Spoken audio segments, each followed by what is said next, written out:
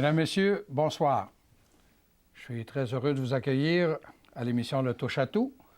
Et dans un premier temps, nous allons parler d'un organisme qui s'appelle les Petits Frères. Et pour nous en parler, rien de mieux que la coordonnatrice de la région, Manon Gaudreault. Bonsoir, Manon. Bonsoir. Les Petits Frères. Qu'est-ce que c'est, ça, les Petits Frères? Oui, en fait, les Petits Frères. Nous, anciennement, on s'appelait les Petits Frères des pauvres. Peut-être ça résonne un petit peu plus chez les gens dans une certaine époque, mais ça l'a changé tout récemment.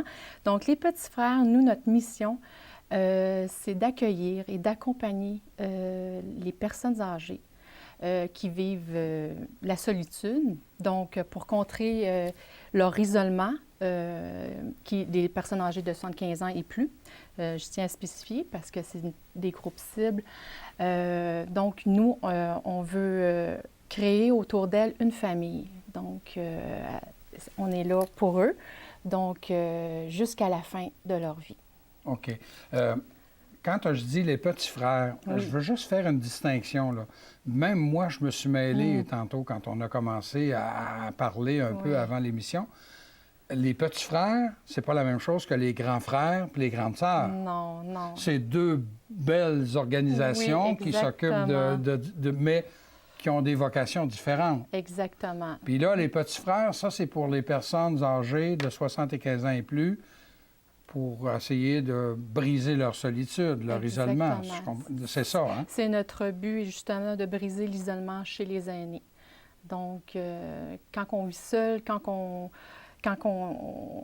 est victime d'exclusion, on vit socialement isolé, nous, on veut être là pour eux. Donc, qui sont des gens vulnérables aussi, et fragilisés par le temps aussi, par la perte d'être cher, qui n'ont plus de famille en entour d'eux. Donc, c'est un autre critère. Ils n'ont pas de famille, ils ont peu de liens affectifs. Ou plus d'amis. Exactement. Parce que mon père, moi qui avait 90 ans, me disait, ce que je trouve le plus dur, c'est que j'ai plus d'amis, puis les amis que j'ai sont malades. Donc, j'ai plus de vie sociale. Exactement. C'est ce qu'il me disait, lui. Mais il y avait la vie sociale, familiale. Mais mis à part ça, au niveau de ses amis, il n'y en avait plus. Alors, quand on n'a plus de famille non plus, rendu à ces âges-là, c'est beaucoup un problème, la solitude. Exactement. Okay. Donc, à tout âge, ça vient nous chercher. On ne veut pas personne vive ça, surtout chez nos aînés qui sont, comme je disais tantôt, qui sont vulnérables. Oui. Donc, ils ont besoin de liens affectifs. Donc, on est là pour eux. Et l'organisme Les Petits Frères existe dans la région depuis combien d'années? 10 ans maintenant. Donc, depuis 10 ans. On a fêté notre 10e anniversaire le 18 septembre. Donc, 2016? Oui, exactement. Ah bon, OK. Alors, on est dans la 11e année. Exactement. Donc, il y a eu des initiatives par M. et Mme Toupin qui ont amené les petits frères ici en région. Donc, ça a été un beau cadeau. Là, OK. Et juste pour allumer une lumière à ceux qui ont un certain âge, quand on dit qu'il y avait Juliette Huot qui s'en occupait beaucoup, oui. Qui était très alors, il y a des gens qui vont peut-être dire « Ah oui, c'est eux autres ». Et c'est vrai que ça s'appelait au tout début les Petits Frères des pauvres. Exactement. Hein? Mais pas nécessairement. C'est pas une question de richesse, ça? Non, exactement, parce que nous, pour les petits frères, peu importe leurs conditions physiques, sociales, on les accueille. S'ils sont isolés, donc on est là pour eux, peu importe leurs conditions. Donc, Et les petits frères ici, est-ce que vous vous occupez pas mal juste de la ville ou de la grande région? Ou... Donc, c'est sûr, notre objectif, là, c'est se faire connaître, de rayonner dans la région. Donc, c'est sûr moi, je suis coordonnatrice depuis 2 ans aussi, donc en étant 3 jours semaine, donc c'est mon mandat aussi de faire rayonner, de faire connaître là, les petits frères là, pour que les aînés vivent avec une grande famille. Et si ça existe depuis 10 ans, c'est parce qu'il y a un besoin dans la région. Oui. Ou en tout cas dans la ville, là. Vous avez à peu près... j'ose pas utiliser le mot clientèle, mais vous avez un bassin là, de combien de personnes? Vous vous occupez combien de Bon, vous les appelez? On les appelle tendrement et affectueusement nos vieux amis. Bon, alors, Donc, vous avez combien de vieux amis? Donc, exactement, on a 37 vieux amis, donc, bon. qui Puis j'imagine que ça, avait...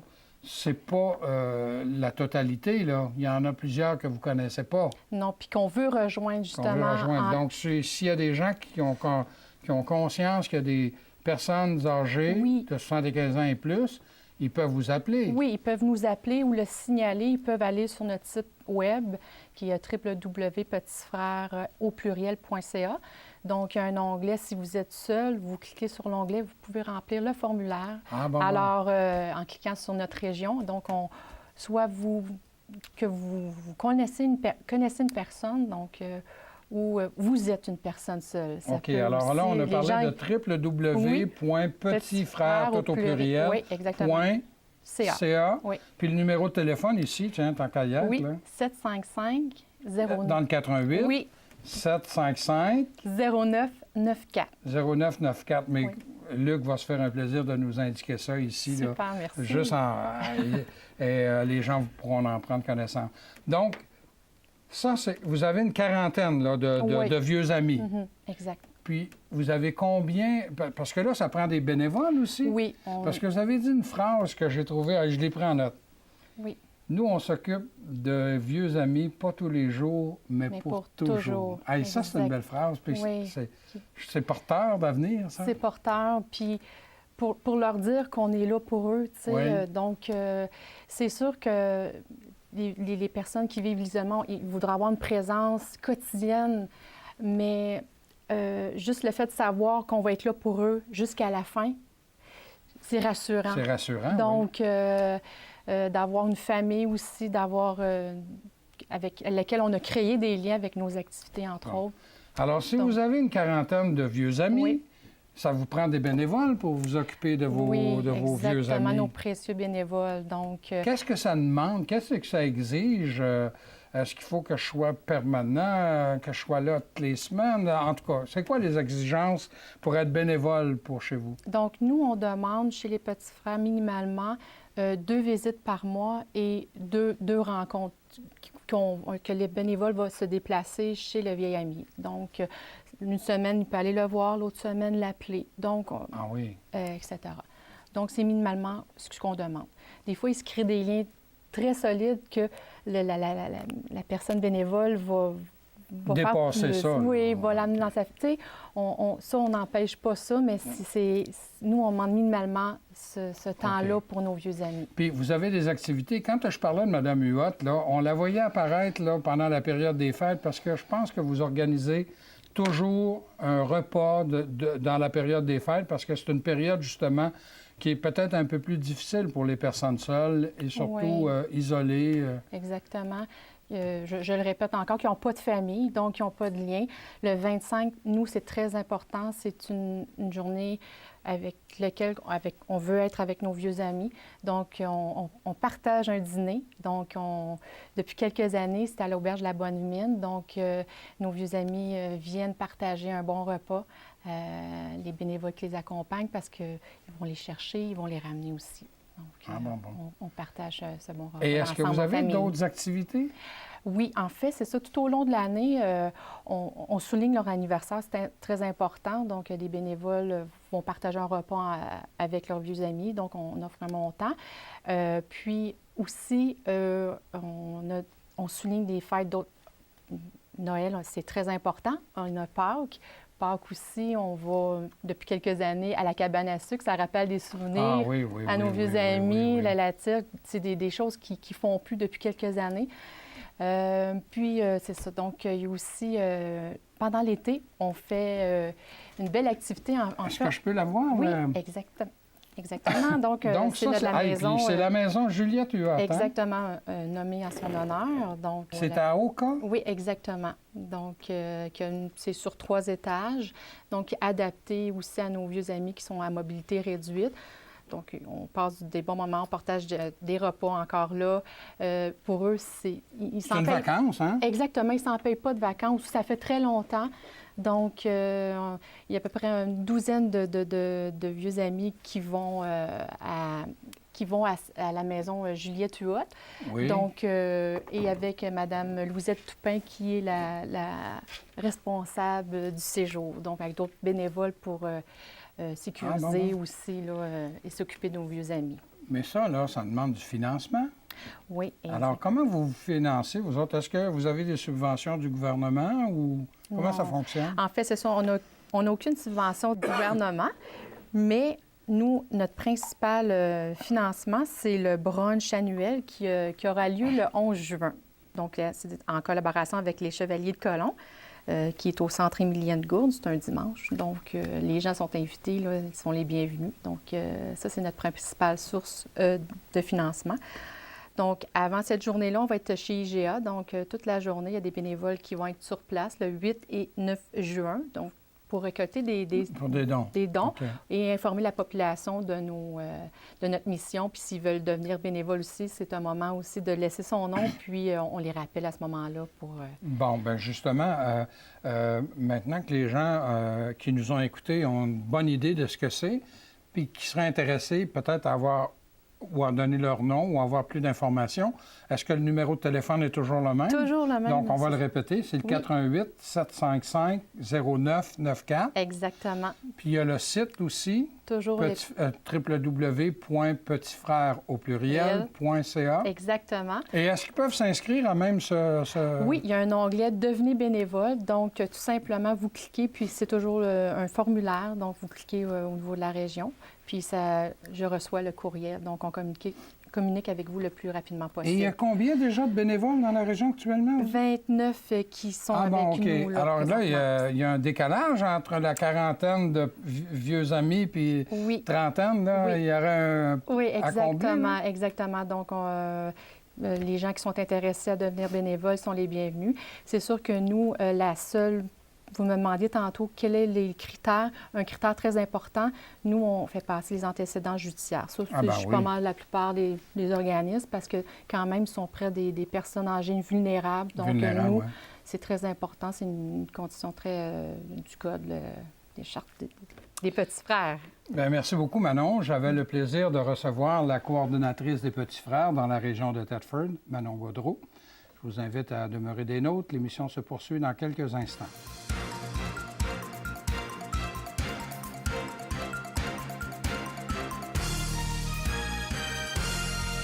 Comme deuxième invité, j'ai le plaisir de recevoir quelqu'un que, en tout cas pour les habitués là, de l'émission, que vous allez reconnaître.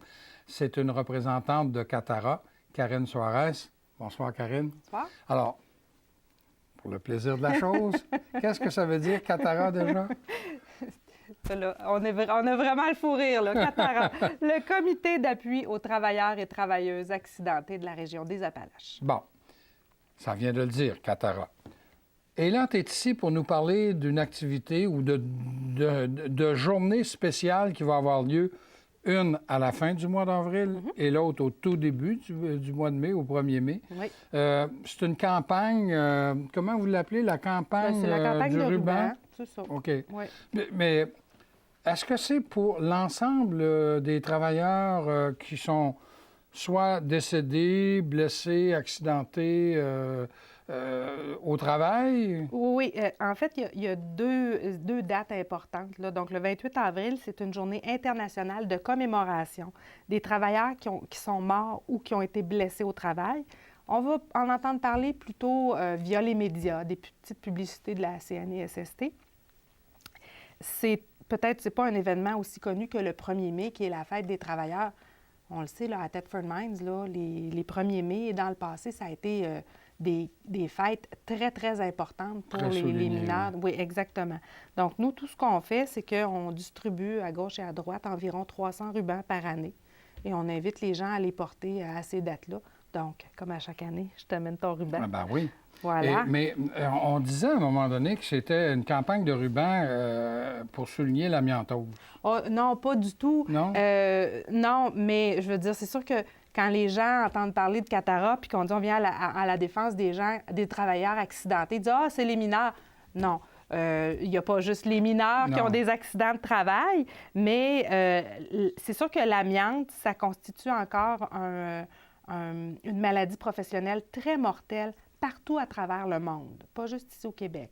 Okay? Mais ici, dans notre région, c'est pas plus qu'ailleurs au Québec. Okay? Il faut savoir là, que en 1975, les mineurs dans la région, ils ont fait une grande grève, là, la fameuse grève de 1975. 7 mois et demi. Oui. Et pour, en fait, améliorer leurs conditions de travail, pour avoir une meilleure protection en santé et sécurité du travail. Puis, il y avait eu une loi qui a été votée, la loi sur l'indemnisation, écoute, ça fait longtemps, loi sur l'indemnisation des victimes de l'amiante ou de la silicose dans les mines et carrières. Oui. Okay? Et là, Ça, je moi, je me souligne souviens de ça. mines et carrières, c'est ça. Ce qui arrive dans le cas de l'amiante, c'est que les travailleurs qui œuvrent dans le milieu de la construction ou des travailleurs dans des grands bâtiments au Québec, là, comme les grandes structures, les grands édifices publics au Québec ont été bâtis entre 1850 et 1990. Il y a de l'amiante partout dans ces bâtiments-là. OK? Donc, les travailleurs qui entretiennent les bâtiments ou des travailleurs de la construction qui vont démolir des structures pour réaménager des endroits, mais ils sont en contact avec l'amiante. Et ceux-là ne sont pas protégés par cette loi-là. Puis... parce qu'ils ne sont pas dans les mines ou d'une carrière. Exactement. Oui, OK. Oui. Puis là, voyez-vous, à l'émission Enquête à Radio-Canada, le 23 mars dernier, on nous a présenté un cas très intéressant qui a mis la lumière sur un phénomène qui est très important au Québec et qui est très inquiétant, c'est la contestation des demandes d'indemnisation par les employeurs. Donc là, je vais te raconter un petit peu l'histoire. Là. Allons-y. Alors, c'est un monsieur Truchon. D'ailleurs, l'émission Enquête, là, pour ceux qui veulent la revisionner ou la voir, elle est sur les Internets, comme on peut dire. Donc, sur le site de Radio-Canada, on peut aller voir l'émission. Okay. Donc, c'est un monsieur Truchon qui était électricien à l'hôpital de Chicoutimi, qui est un bâtiment qui a été isolé à l'amiante. Il y a de l'amiante à l'hôpital de Chicoutimi. Et il était électricien, donc dans ses fonctions, dans l'exercice de ses fonctions, il était souvent amené à driller un mur, passer des fils et ainsi de suite, modifier des structures pour justement passer l'électricité. Il a été en contact avec l'amiante tout au long de sa carrière. Et l'amiantose ou les maladies liées à l'amiante ont une période de latence d'environ 20-25 ans, voire même plus. Ça veut dire qu'avant que la maladie se manifeste, avant qu'on ressente les effets de cette maladie-là, ça peut prendre 20, 25, 30 ans. Okay? Donc, le médecin de M. Truchon lui a dit, bien, faites une demande à la CSST. Vous présentez des symptômes d'amiantose. Donc, monsieur a fait une demande à la CSST qui a accepté de l'indemniser pour un montant de 30 000 $. Donc, je veux dire, on comprend que 30 000 $ c'est très peu pour la santé d'un individu, mais bon. Alors que l'employeur n'était pas d'accord avec ça. Il a contesté. Donc, l'employeur a avisé la CSST, a dit qu'on a demandé de déclarer que le travailleur n'est pas atteint d'une maladie professionnelle pulmonaire et qu'il n'a donc pas droit aux prestations prévues par la loi. Donc, M. Truchon a dû aller en cours pour défendre sa cause alors qu'il est déjà malade et puis qu'il a été en contact avec l'amiante. Donc, on a une étude de la santé publique du Québec qui nous démontre qu'entre 2003 et 2009, le taux de maladies professionnelles liées à l'amiante, le nombre des cas ont augmenté drastiquement pour ce qui est des travailleurs de la construction ou de l'entretien des structures, alors qu'il est stable pour les travailleurs qui œuvraient dans les mines. Alors là, il y a vraiment un bassin de travailleurs qui donnent des signes de maladie et ces employeurs-là, parce qu'ils ne sont pas protégés par la fameuse loi là, dont je t'ai mentionné, les employeurs vont contester les lésions. Mais dans le cas du monsieur que tu viens de parler, qu'est-ce qui est arrivé là? Lui a demandé, la CSST a dit oui, l'employeur a contesté, puis finalement, est-ce qu'il y a eu une décision finale de rendu? Oui, le travailleur a perdu sa cause. Ce qu'il faut savoir, là, tu sais, on dit contestation de l'employeur, comment ça? Qu'est-ce qui arrive? En fait, le système d'indemnisation, la CSST, on devrait dire CNESST, mais on se comprend. La CSST est financée à 100 % par les employeurs. OK? Et ça fonctionne comme les assurances auto, ça. Plus tu as d'accidents, plus les assurances augmentent. Ah, bon, okay. Alors, plus il y a d'accidents ou de maladies qui sont imputées à un employeur, donc ça s'est passé dans son entreprise ou dans sa bâtisse, plus ses primes à la CSST augmentent. Donc, un employeur a tout avantage à contester la lésion, OK, pour ne pas être imputé d'une maladie dans ce cas-ci, ou d'un accident ou d'un décès. Alors, dans ces cas-là, c'est un pari que l'employeur va faire. L'employeur n'hésitera pas à engager un avocat, à engager un médecin, à faire des contre-expertises, à aller en cours pour démontrer, dans le fond, non, c'est pas vrai, c'est pas une maladie professionnelle, c'est pas un accident qui s'est passé chez nous. Dans le fond, l'employeur a des avantages économiques à faire en sorte, à faire tout ce qui est possible pour que l'accident ne lui soit pas imputé. Donc, dans le cas de M. Truchon, on sait que l'employeur, l'hôpital de Chicoutimi, a dépensé près de 39 000 pour ne pas avoir à reconnaître que M. Truchon avait développé sa maladie professionnelle chez lui, à l'hôpital. Donc, pour éviter de se faire imputer une indemnité de 30 000 Ça lui en a coûté 39 000 pour épargner 30 000. Genre. Il y a une équation que je ne comprends pas, Bien, mais... en fait, c'est un pari. Oui, mais tu me disais que, justement, parce que le fait que la CSST est financée entièrement par les employeurs, ça représente une porte ouverte à la contestation. Oui. Puis qu'au Québec, on est des champions de ça. On est des chialeux, hein? Bien, en fait, oui. On sait que au Québec, le régime québécois, c'est littéralement le pire dans ce sens-là, parce qu'on incite à la contestation économique de manière beaucoup plus importante que dans les autres provinces canadiennes. Donc, on sait qu'au Québec, les employeurs contestent 6 fois plus qu'en Ontario. 6 fois plus? Oui. Donc, ils vont contester les lésions de leurs travailleurs pour justement faire traîner les dossiers, pour mettre du sable dans l'engrenage et faire en sorte... Donc, dans le fond, comme je disais, le pari de l'employeur, c'est de dire, bon, bien, je vais faire traîner ça, je vais contester, il y a 3 avenues possibles. Soit que le litige qui va aller en cours va se régler avant d'aller en cours, donc hors cours, soit que le travailleur va se désister parce qu'il n'a pas les moyens financiers ou qu'il est trop malade pour assurer sa défense, ou soit que je vais perdre. Mais il y a 2 chances sur 3 que ça tourne à son avantage. Donc, la mentalité est implantée. Il peut y avoir un règlement hors cours. C'est ça aussi. Qui va être un règlement hors cours. Généralement, c'est moitié-moitié. Donc, c'est ça, c'est plus gagnant pour l'employeur. Donc, il y a comme une espèce de mentalité qui s'est instaurée chez beaucoup d'employeurs. Donc, si on fait se traîner les dossiers, si on judiciarise, on va faire en sorte que les travailleurs vont avoir du mal à obtenir les indemnités auxquelles ils ont droit. Puis ça a un effet dissuasif, hein? Donc, dans une entreprise, si on voit qu'à chaque fois qu'il y a quelqu'un qui s'essaie avec la CSST, l'employeur conteste, l'employeur a des arguments, il y a des moyens financiers de faire en sorte que le travailleur ne soit pas indemnisé, bien, ça va faire en sorte que les travailleurs ne s'essayeront pas. Ouais. Donc, et c'est ce qui explique peut-être encore davantage l'importance d'avoir des journées de sensibilisation comme le 28 avril. Là. Oui, c'est sûr, parce que on le sait, j'en ai déjà parlé, il y a beaucoup de gens, justement, qui ne vont pas faire de réclamation à la CSST, justement parce qu'ils ne veulent pas s'embarquer dans ce bourbier, en étant peut-être refusés par la CSST, en ayant des problèmes avec les employeurs et ainsi de suite. Donc, il y a beaucoup de travailleurs qui sont des travailleurs accidentés, qui n'ont aucune ressource. Ouais. Et est-ce que vous autres, dans votre pratique ici ou à la commission, là, au centre, est-ce que ça existe aussi? Vous le voyez, ça? Nous, on le voit régulièrement, oui, des travailleurs très, très démunis face à leur employeur, mais face à la machine aussi, face au système d'indemnisation. On ne sait pas quoi faire, puis c'est tellement complexe que, je veux dire, on n'est pas capable de se débrouiller ou de se démêler tout seul. Malheureusement, il y en a beaucoup qui vont abandonner parce qu'ils se disent que c'est beaucoup trop de travail. Et puis, on sait que les travailleurs accidentés n'ont pas de santé. Hein? C'est des problèmes de santé qu'on a. Donc, c'est difficile de s'en sortir. On remarque aussi un appauvrissement généralisé de tous les travailleurs, indemnisés ou pas, là, des travailleurs accidentés ou atteints de maladies professionnelles parce qu'ils ont moins de ressources. Oui. Et quand on parle de maladies professionnelles, tu as donné le cas d'un monsieur là, qui avait des problèmes pulmonaires reliés à l'amiante.